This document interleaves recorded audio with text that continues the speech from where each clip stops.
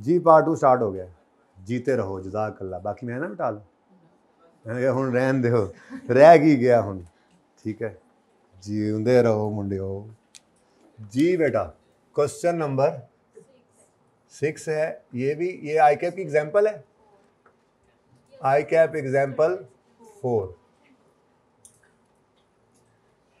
Okay,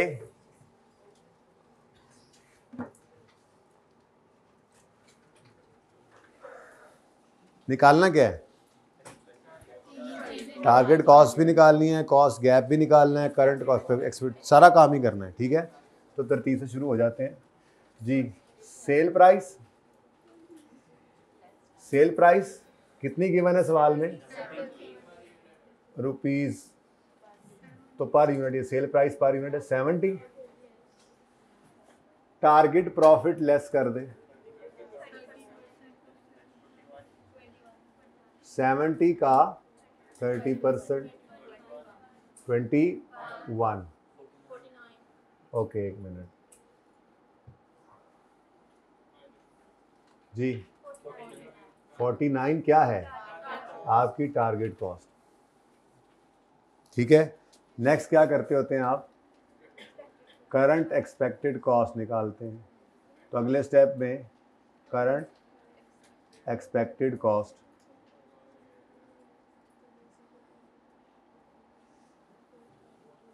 अब कौन कौन सी सारी कॉस्ट लेनी है जो सवाल में गिवन है, वो सारी ले लेनी है। Material, direct material, direct labour, fixed of FOH, variable FOH, कोई सेलिंग एडमिन दे वो भी ले लेनी है। मैंने पहली दूसरी स्टेशन में शायद किसी में लिखा भी हुआ था, रखे हुए थे ये। ठीक है ना, अगर वो दे दे खर्चे तो सारे खर्चे ले लेने। ओके जी। डायरेक्ट मटेरियल की कॉस्ट, अब डायरेक्ट मटेरियल का नाम भी तो था, हाँ तो था डायरेक्ट मटेरियल M1 की कॉस्ट क्या है? 9। ये तो सिंपल है। ठीक है, एक मिनट यार, वो तो इसीलिए उसने नीचे दूसरे खर्चे नहीं ना दिए, इसीलिए उसने दूसरे खर्चे नहीं दिए। उसने कहा है 30% का प्रॉफिट हो ना, तो बाकी मेरा अंदाजा खर्चे निकाल के भी मेरे लिए हैंडसम प्रॉफिट बच जाएगा। बस जो प्रॉफिट दिया हुआ चलाओ, जो कॉस्ट दी हुई है करो, टेंशन ना लिया करो ज़्यादा। ठीक है जी। डायरेक्ट मटेरियल कौन सा है? डायरेक्ट मटेरियल M1 की कॉस्ट जी। आओ, ये तो एक यूनिट पर, एक ही यूनिट लगता है, एक यूनिट पर ₹9 per unit of PERT NP8। तो शायद बस ये 9 रुपए की ही कॉस्ट लेनी है, इसमें कुछ भी नहीं। Next, direct material M2। अब इसमें वही मसला है। अब ये देखो, अब छोटी सी वर्किंग का नंबर भी नहीं दे रहा, छोटी सी वर्किंग अपने पास ऐसी रफ साइड पे ना, साइड पे कर लिया करनी है, जिसमें आप यूँ लिखा करोगे output plus loss is equal to input. इतना सा साइड पे लिख लेना है। ठीक है, अब सबसे पहले देखना है सवाल में गिवन क्या है, फिर देखना है लॉस की परसेंटेज किसके साथ जुड़ी हुई है। अल्लाह अल्लाह, खैर सल्ला, गलती के चांसेस नहीं है। ज़्यादा टार्जन बिल्कुल नहीं बनना, अभी डायरेक्ट नहीं, जब कहूँगा तब डायरेक्ट, बल्कि मैं तो एंड तक नहीं करने देता direct.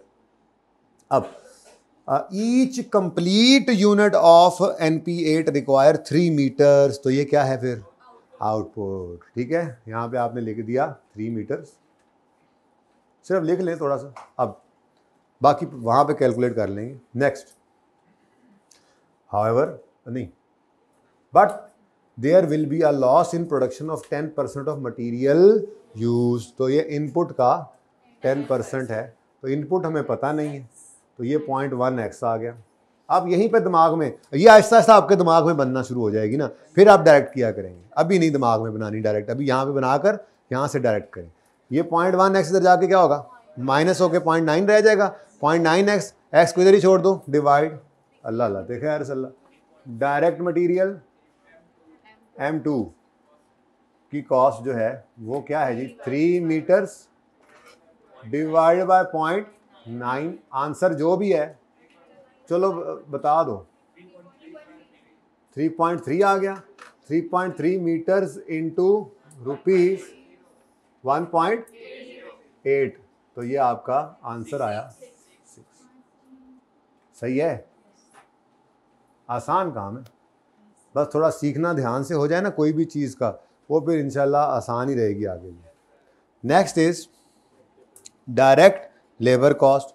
Each complete unit of NP8 will require 0.5 hours, output time दिया हुआ है।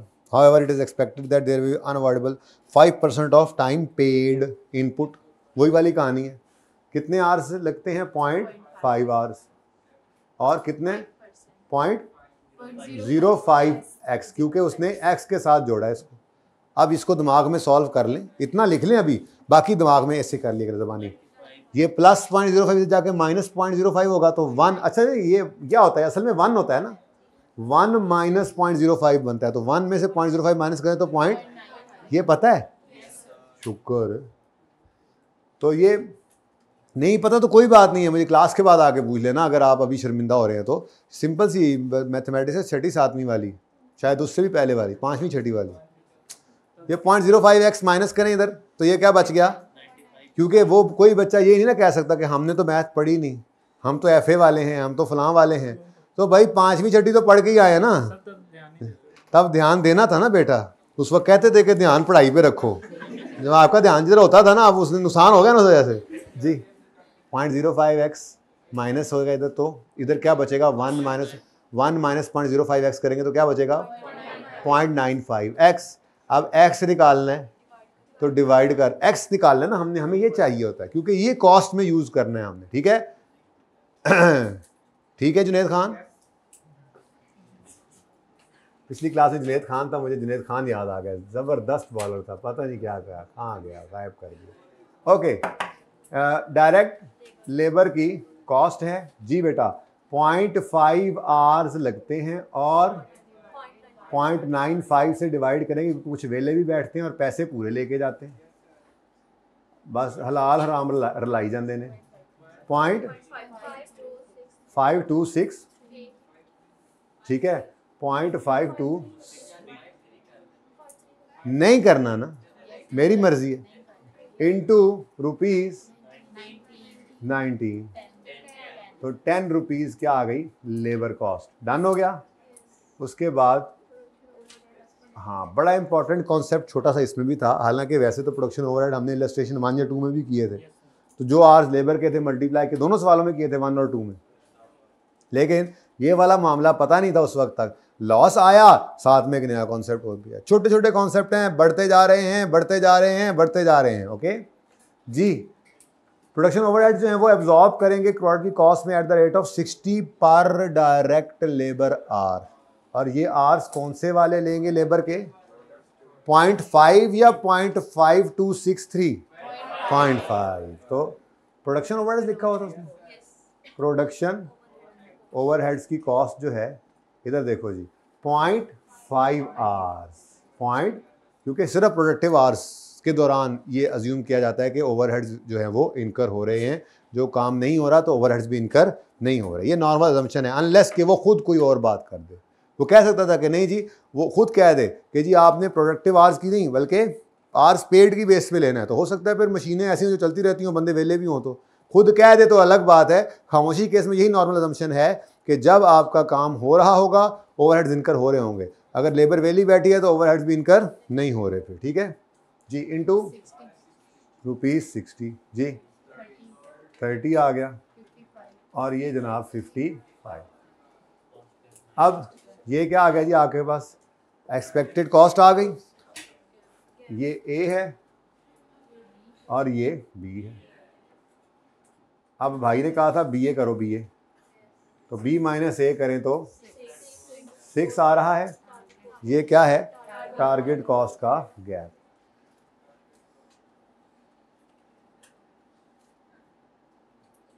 अब इधर देखो, इधर देखो, रिक्वायरमेंट ए भी सी था ना, 1 2 3 है। अच्छा, ये रिक्वायरमेंट 1 है, अच्छा 2 है, तो 1 क्या थी? अच्छा वो ये यहाँ पे लिख देता हूँ मैं, ये क्या थी जी? करंट, वैसे हेडिंग दी हुई है लेकिन चलो, करंट एक्सपेक्टेड कॉस्ट, ये रिक्वायरमेंट 1 आ गई, और गैप रिक्वायरमेंट 3 आ गई। ठीक है जी,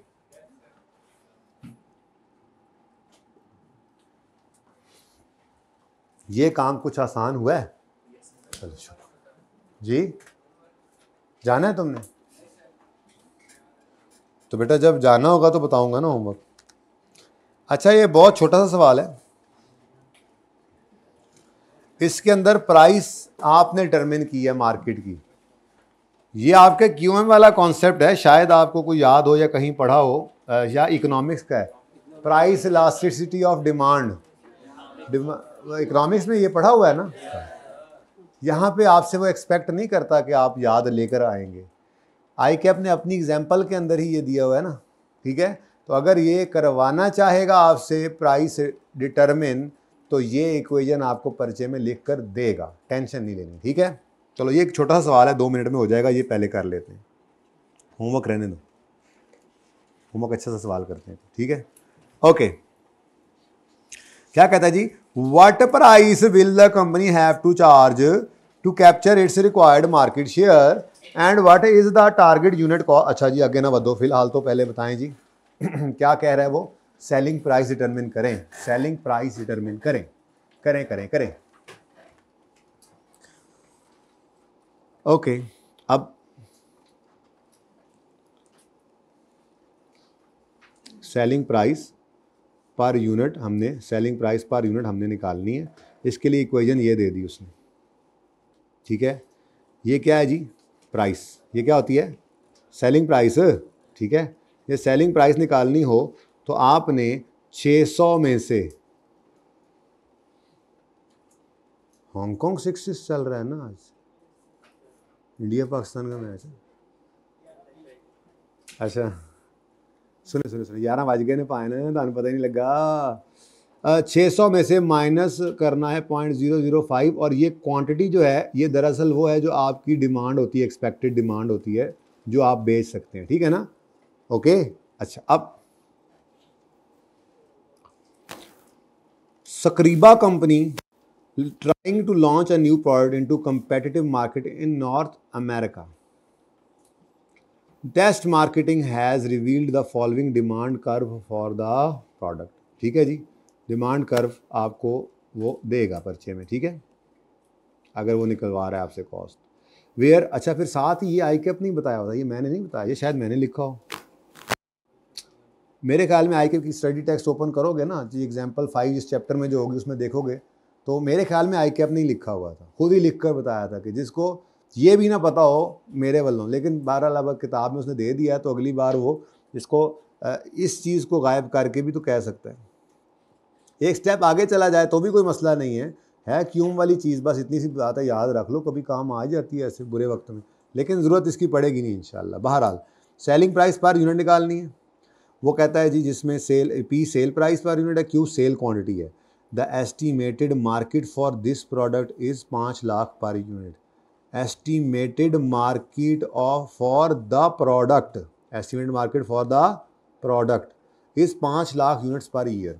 अब चुप हो तो यही हमारी क्वांटिटी हो, लेकिन वो आगे चुप नहीं हुआ, क्या कह रहा है, the company would like to capture 10% of this market, यानी कि उनको इसमें से जो उन्होंने टारगेट किया हुआ है, असल में ये प्रोडक्ट इस पूरे पूरे जो है वो मुल्क के पूरे उस एरिया के अंदर, नॉर्थ अमेरिका के अंदर इसकी डिमांड 5 लाख यूनिट्स है।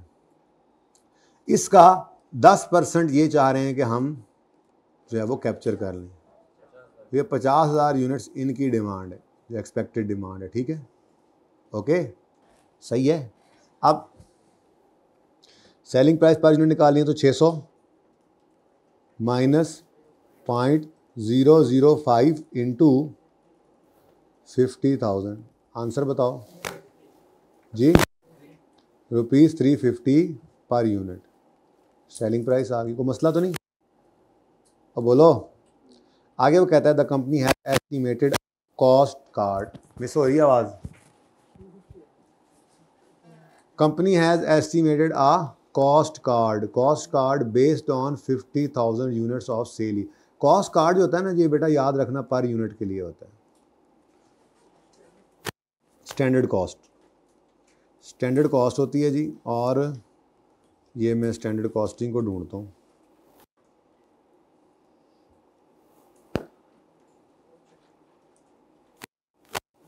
ये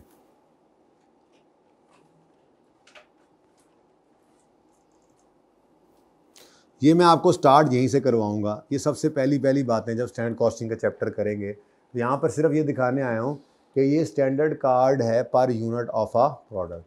सेलिंग प्राइस भी पर यूनिट आ रही है इसमें। अगर इसको छुपा दे तो बाकी सिर्फ कॉस्ट रह जाएंगी, ठीक है। वही मार्जिनल कॉस्टिंग उधर भी आ रहे हैं। सही से पढ़ लेना, सही से पढ़, याद रखना वहाँ तक जाते जाते। अच्छा इधर देखें, डायरेक्ट मटेरियल कॉस्ट, 1 यूनिट पर 5 किलो मटेरियल लगता है, क्वांटिटी, स्टैंडर्ड क्वांटिटी, और 7 रुपये पर किलो इसका रेट है। इसको स्टैंडर्ड रेट कहते हैं, वहाँ जाके देखेंगे। तो बस मैं यहाँ ये दिखाने आया हूँ कि स्टैंडर्ड ये कार्ड जो होता है ये 1 यूनिट के लिए होता है। स्टैंडर्ड भी पीरियड के स्टार्ट में खड़े होकर हम एस्टिमेट करते हैं। तो अगर ये एस्टिमेट टोटल में हो तो बजट कहलाता है, और अगर ये पर यूनिट में हो तो ये स्टैंडर्ड लिखा हो तो ये क्या होता है, पर यूनिट के लिए। तो स्टैंडर्ड कॉस्ट का स्टैंडर्ड कार्ड है। इसमें अगर सेलिंग प्राइस निकाल दें तो बाकी जो कॉस्ट बचती है तो उसको फिर सिर्फ लोग ये कह दिया करते हैं ये स्टैंडर्ड कॉस्ट कार्ड है, ठीक है। तो ये यहाँ पर लिखा हुआ था, दरअसल मैंने कहा चलो ज़रा दिखा दूँ कि ये क्या लिखा हुआ है। तो क्या कह रहा है जी, the company has estimated a cost card per unit के लिए होगा बेस्ड ऑन 50,000 यूनिट। का मतलब ये है कि ये पर यूनिट ही है, लेकिन बेस कर रहा है ये 50,000 यूनिट्स को सामने रखते हुए। कोई फिक्स कॉस्ट वगैरह भी होंगी ना, उनको देखते हुए 50,000 यूनिट्स को देखते हुए एस्टिमेट की होंगी, ठीक है। तो डायरेक्ट मटीरियल है 100 रुपये, डायरेक्ट लेबर 30 रुपये, फिक्स्ड ओवरहेड 70। ये सब के सब क्या हैं, ये पर यूनिट हैं। ये क्या हैं, per unit, okay. Cost card से पता लगता है ये। अभी आपने चूंकि वो कॉन्सेप्ट पढ़ा नहीं हुआ इसलिए इतना आप श्योर नहीं है। वो टॉपिक पढ़ेंगे, देखें सबसे पहली बात ही वही है, फिर आपको ही पता लग जाएगा, ठीक है।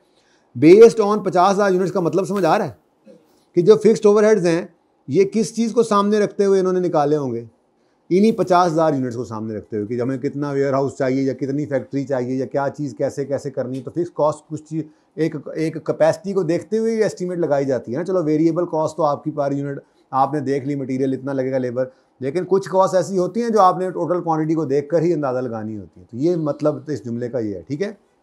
अच्छा नेक्स्ट, तो डायरेक्ट मटेरियल, डायरेक्ट लेबर और वेरिएबल है ही नहीं। Company wishes to achieve a target profit of 10 million for sale of from sale of this product per year. तो आप क्या करें, ये हो गया काम, अभी नहीं हुआ पूरा। What is the target unit cost to achieve its. तो टारगेट यूनिट कॉस्ट यानी टारगेट कॉस्ट पर यूनिट, अब बोलो। तो इसी के अंदर आ गया जी टारगेट कॉस्ट पर यूनिट।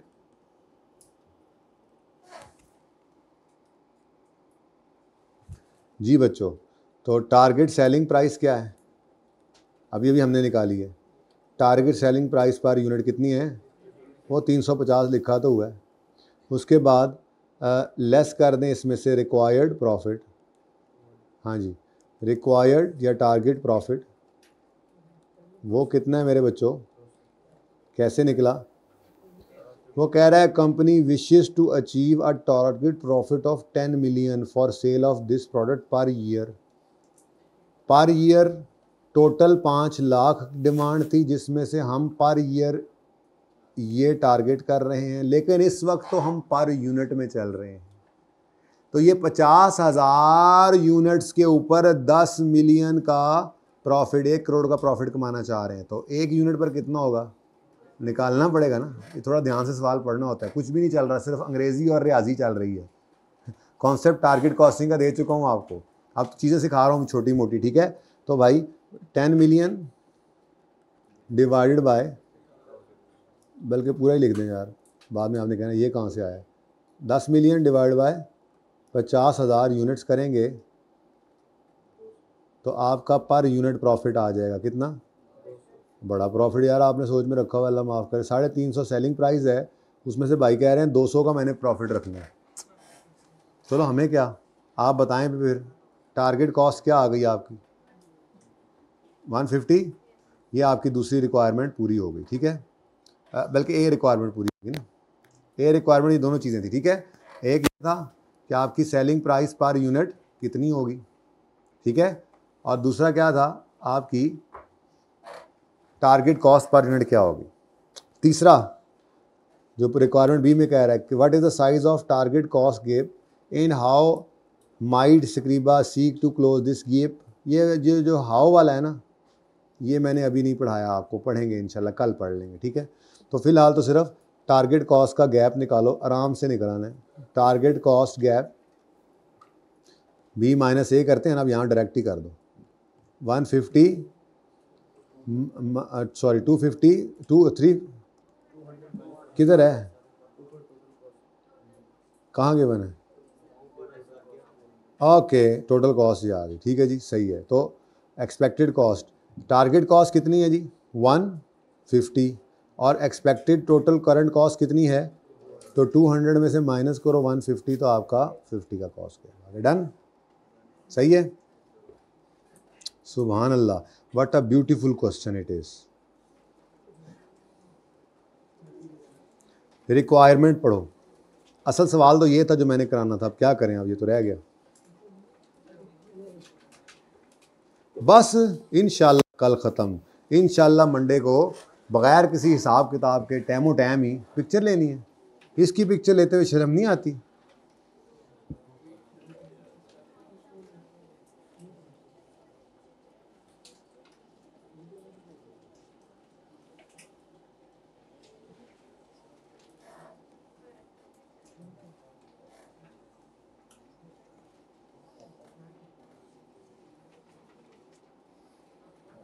ठीक है, अच्छा जी नेक्स्ट क्वेश्चन पढ़ें।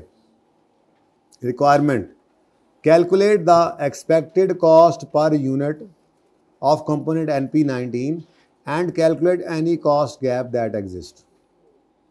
इसका मतलब अगर कॉस्ट गैप निकालना है ना भाई, तो पहले फिर आपको टारगेट कॉस्ट भी निकालनी पड़ेगी। सवाल में सेलिंग प्राइस होगी, सेलिंग प्राइस में से आप टारगेट प्रॉफिट को लेस करेंगे, फिर आपकी टारगेट कॉस्ट आएगी। टारगेट कॉस्ट को फिर आप जो आपने ये निकाली है इसको इसके साथ कंपेयर करोगे तो गैप होगा। कहता है अगर कोई है तो बता दो, और ठीक है। आगे कहता है explain briefly how target costing might be use in development and production pending. Explain benefits of adopting if a target costing per use cost gap is identified, suggest possible measures. तो ये तीनों अभी कल पर रखे हुए हैं हमने, ठीक है। कल अगर सारे सवाल हमने कर लिए ना तो ये थ्योरेटिकल पोर्शन भी फिर कल हो जाएगा, नहीं तो जिसका हो गया ठीक है, जो रह गया वो मंडे को 15-20 मिनट लग जाएंगे, लेकिन बचा कुछ नहीं अब इसमें। आप सवाल पढ़ के भी देखिएगा जी। टेस्ट क्यों नहीं है, मार्जिनल एब्जॉर्प्शन का है। वैसे मैं सोच रहा हूँ इसका ही ले लेना था, लेकिन चलें कोई नहीं, अब नेक्स्ट वीक सही इसका।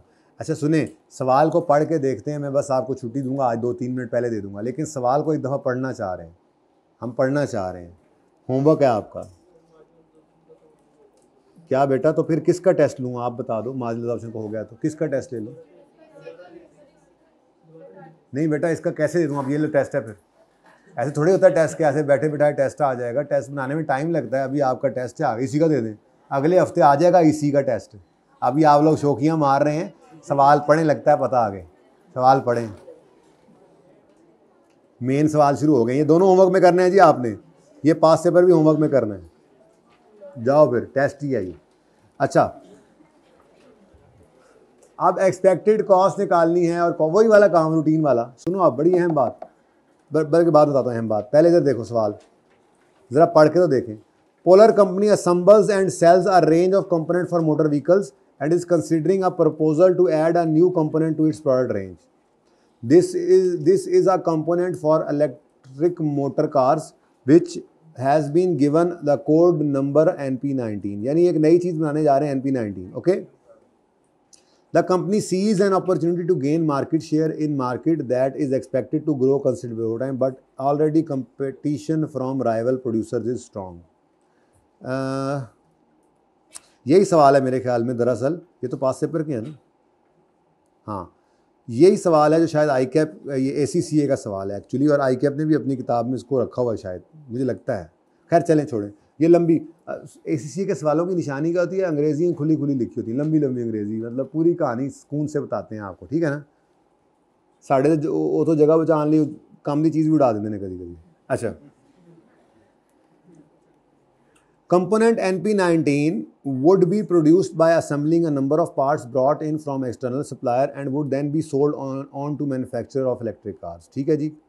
Polar company would use its current workforce as assemble workers to make the component। ठीक है जी।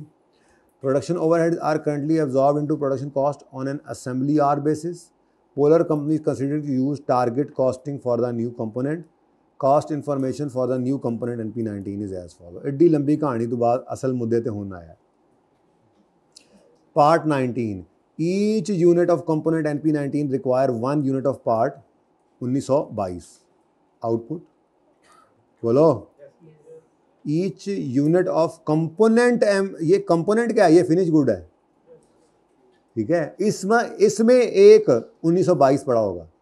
These bought in parts are purchased in batches of 5000 units and purchase cost is 5.3 each plus delivery cost of per batch. तो mathematics है. यानी आपने क्या कर लेना है, आप यूँ कर लें. दो तरीके हैं. पहला तरीका 5000 यूनिट्स इंटू 5.3 करो, आंसर क्या आता है बोलो. 26,500 प्लस इसमें ऐड कर दो. इसमें डिलीवरी कॉस्ट कितनी है? ये परचेज प्राइस थी ना, ये डिलीवरी कॉस्ट आ गई 27 कितना. अब ये 29250 को डिवाइड कर दो 5000 से, आंसर आ जाएगा 5 पर यूनिट. ठीक है. अच्छा अब सुनो, ये ऐसे नहीं करना तो ऐसे भी कर सकते हैं. आप 2750 को डिवाइड कर देते 5000 से, तो कैरेज यानी डिलीवरी पर यूनिट आ जाती. कितना बनता है? 2750 बटा 5000 0.55. अब ये 0.55 इसमें ऐड करो तो 5.85. तो ऐसे भी आ सकता था. पर यूनिट कॉस्ट निकालनी है, जैसे मर्जी निकालो, मेरी बिला से निकाल लेना. ठीक है. दोनों तरह से निकल सकता था. टोटल कॉस्ट निकाल के पर यूनिट पे चले जाओ, या पर यूनिट मटीरियल उसकी परचेज प्राइस गिवन है, कैरेज असल में टोटल में गिवन है ना, डिलीवरी कॉस्ट है टोटल पर बैच, तो इसलिए उसको फिर पर यूनिट कर लें या टोटल कॉस्ट निकाल लें. वैसे ज़्यादा आसान ये काम है, ज़्यादा आसान ये काम है ये, और ज़्यादा बेहतर है. और क्या है? और मैं क्या निकाल रहा हूँ जी? मैं निकाल रहा था कॉस्ट पर यूनिट. क्या नाम है? 1922. पार्ट 1922 की कॉस्ट पर यूनिट. एक और तरीका क्या है? कॉस्ट पर यूनिट 1922 पार्ट की वो कैसे निकलेगी? आप कहोगे जी परचेज प्राइस पर यूनिट कितनी है जी? 5.3.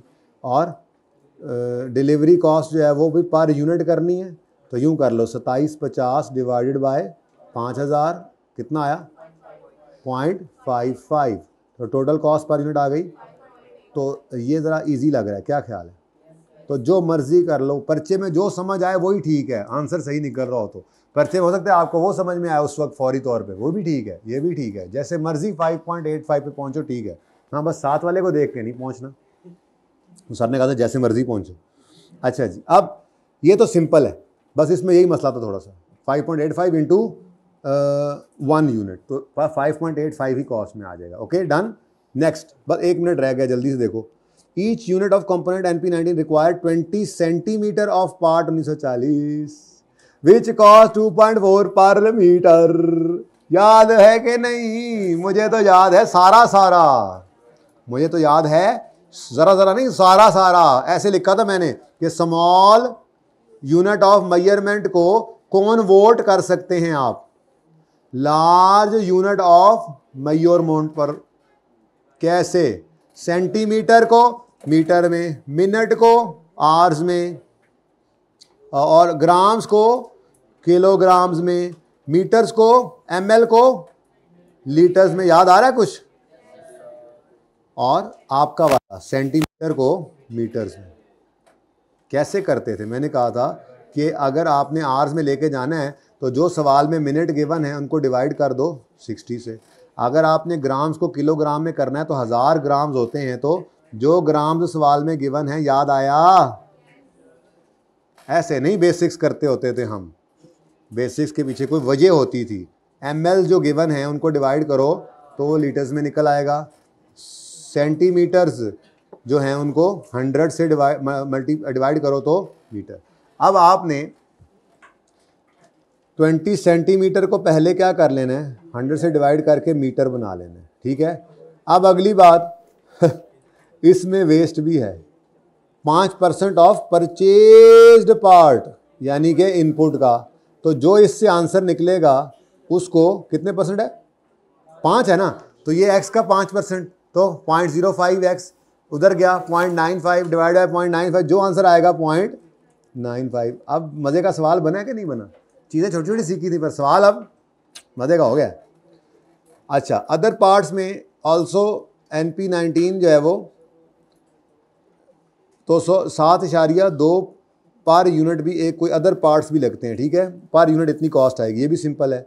लेबर के बारे में कहता है कि 25 मिनट लगेंगे, अब इसको भी आवर्स में करना पड़ेगा। स्मॉल यूनिट ऑफ मेजरमेंट सीखा कहाँ था, अप्लाई कहाँ पे आके हुआ, ऐसे ही है, ठीक है। और वो कहता है असेंबली और जो कि असेंबली लेबर जो कि शॉर्ट इन सप्लाई है वो 24 पर आवर, और एस्टिमेटेड है कि 10% पेड टाइम का वेले बैठे रहते हैं बदतमीज़ लोग। उसके बाद ओवरहेड्स हैं, ट्राई करेंगे अब आप इंशाल्लाह ए पार्ट इसका, और ये डेनमार्क आइसक्रीम भी ट्राई कर लेना, कोई मसला नहीं, ठीक है जी। अल्लाह हाफ़िज़। एक मिनट, बात ये है कि ये डेनमार्क आइसक्रीम है ना, ये ICAP का सवाल है जो मेरे हिसाब से टेक्निकली थोड़ा सही नहीं था, क्योंकि ये कॉन्सेप्ट सिर्फ नई प्रोडक्ट पे लगता है। बहरहाल जो समझ में आए कर देना, मैंने तो कराना ही होगा ना, ठीक है। अल्लाह हाफ़िज़।